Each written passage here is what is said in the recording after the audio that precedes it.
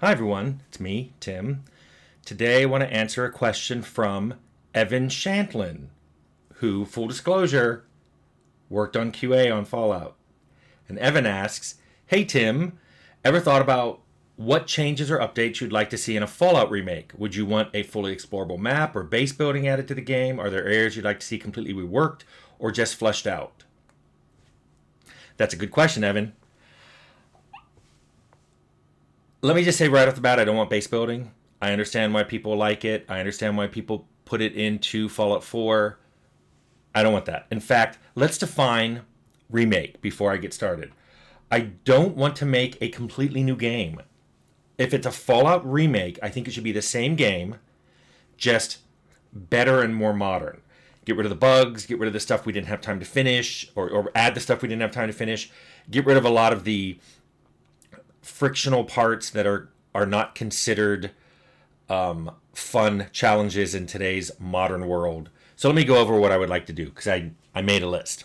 First of all, I think an explorable map would be great. I would add something like procedural generation, similar to what I did in Arcanum, so you could drop into anywhere in the map.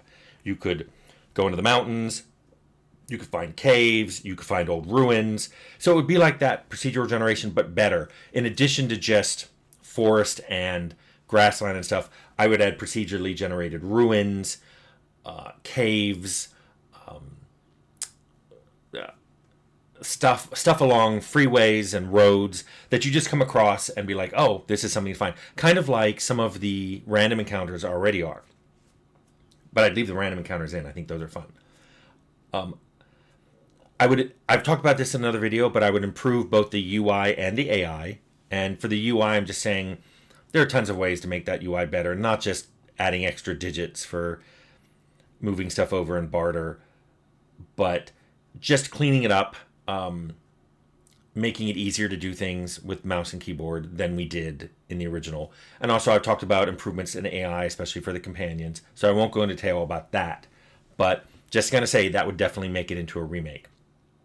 The next thing I would do was bring in a lot of the original artists and redo the art. I don't want it to be different. I want it to be much higher detailed. And this is a lot different than just up-resing it. We had some of the stuff done in a higher resolution. So when we ran our art tool to turn the 3D art into sprites or textures for the UI, we lost a lot of detail. Would like to put all that detail back. Yeah, that could be done with the tool, but some of the art was done knowing that stuff would be lost in the conversion. So I would want that art to be redone so it looked better in high resolution. I would also want to add creature respawning to the world. I really wanted that to be a universal thing. There were some maps that if you went in and killed everybody on it or killed enough people on it or killed the leader on it, you would come back and later find that other people were there. But I want respawning to be something that happened nearly everywhere. That, you kill everyone in a town, you come back, maybe bandits live in the town now. You kill the bandits, you come back, maybe there's just rad scorpions wandering the streets. I would want that to happen so that you saw the changes you were forcing on the world, you saw those changes happen. Related to that, I'd probably increase the level cap. Let me rephrase that. I'm sure I'd increase the level cap. I might even be talked into removing it. In general, infinite level caps bother me because it basically means you can make your player character end up being anything, have every skill and every perk and everything. It just makes the game a little too easy, and it removes any decision making on you for playing a certain way because, well, my character's good at speech, or my character's good at stealth, or my character's good at combat. Now you're good at everything. But I could be talked into doing it, and maybe, since that's only a high level thing, if that's what people want to do, maybe it's something you optionally select as an option. I would definitely add more reactivity to the game. I wish that people reacted more to the armor you were wearing, or the weapons you were using, to the companions you have, to things you've said, to things you've done. In fact, all your past actions. We did a lot of that in Arcanum. I would like to roll that back into Fallout and just make people far more responsive to the player. I would also like to make changes to maps during play. We often had things where it would say what happened to, for example, what happened in Necropolis after you took the water chip. I would make that something that happened in the game. If you take the water chip from Necropolis, when you come back, there's a bunch of angry ghouls. You go back later, there's far fewer ghouls, and like the water's running out. Some of us are leaving, but we're being hunted down, and we hate you, blah.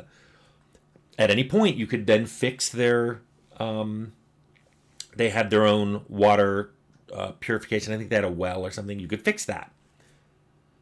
So that means dialogues would change. It's extra work, but I would love to put that in to the game. Make Fallout even take it to the next level of kind of reactivity. Along that line, I would fix the end slides. I'd make better end slides. I'd make more end slides. And I would fix the existing end slides that didn't trigger because of bugs. So I think it's important when you finish the game to be told, here's all the long-term ramifications, more than just changes on the individual map. You know, that's where we talked about how Shady Sands turned into NCR. I want those kind of long-term reactions told in end slides for almost all the places in the game. Even like the glow, you could just say the glow remained radioactive, but it was eventually fenced off and warning signs were put up. Something to just say, hey, people recognize every location in the game.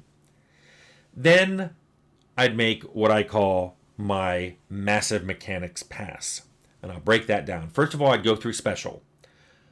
I don't think there's a huge number of changes that have to be made here, but I do think things like charisma should do more. We in the sequel in Fallout 2, we made charisma control how many people you could put in your party, how many companions you could get. I wanted to do other things as well, how people react to you, more charisma checks in dialogues and in some RPG elements in the game. I would also rework intelligence. Like intelligence and agility were so good in Fallout that everybody was like, you've got to get them. But I loved low intelligence characters. So I'd probably change, not tie skill points to intelligence, do something else with that. They did that in Fallout New Vegas. So I like things like that. Then I'd make a skill pass. And again, I think some of these were already done in the first person Fallouts. But things like, we don't need doctor and first aid. Gambling should have been either more useful or rolled into something else. Like maybe it's a perk that you buy to extend speech. I think, keep in mind though, increasing the level cap is going to make changes to skills, because if you can go to a higher level, you're going to get a lot more skill points, and you're eventually going to move a lot of the skills up to max. Similarly, with the traits, you're going to get a lot more... with perks, you're going to get a lot more perks if we up the level cap. So I would basically make a huge pass through perks. And look at things like Friendly Foe, which was a perk in Fallout, and then just got rolled into the... Everybody's got it. It's part of the interface in Fallout 2. I would do things like that. A lot of the world map perks had very either minimal effect, things like the Outdoorsman and the Pathfinder and Scout, or made things less interesting. I mean, Scout made it less likely you'd ever have a random encounter. And some of those random encounters were good, and people remember the random encounters. I wouldn't want to put a perk in that said, hey, the cool stuff in the game, you're going to get less of it. So I'd make a pass through perks. There were also perks that in the old game, because of the level cap, you were very unlikely to get, like Sniper or Slayer, because you didn't get them to level 18, and there was a level 20 cap, and you were unlikely to hit level 20 because you'd run out of things to do. So, that's why making changes to maps and adding creature respawning, I think, would address that, and upping the level cap. And finally, I'd make a pass on traits. The traits were wildly different. I think Gifted was way too strong. Instead of saying all your stats go up by 1, I'd maybe make you pick... You could pick 2 or 3, and you were gifted in those areas. Some other traits. I just wanted to go through all the traits and make sure that there was some semblance. I don't care about pure balance, but when things are so imbalanced, people are like, well, you have to take this. Kind of like Harm and Arcanum. That was out of balance. That was wacky, and that was wrong. I don't want to make a magic system where it's like, here's the one spell that's the best one to take and all the others pale. Similarly with the traits, I don't want to make it a trait system where you're like, well, you have to take gifted. Okay, now that you're taking gifted, what kind of character you're making, look at the traits. I want all the traits to be, what kind of character am I making? Would this be good for them? Would this be bad for them? Would I rather have this? And I like things like that. That is an awful lot to change. I think it's enough to change. Of course, rolled into all this would be fixing all the bugs. When you played chess with the computer, Zax, in the Glow, something was supposed to happen if you got a critical success, but there was a bug in the game and you could not get critical successes against attribute rolls. Trivial to fix, by the way. Absolutely trivial. A one-line change.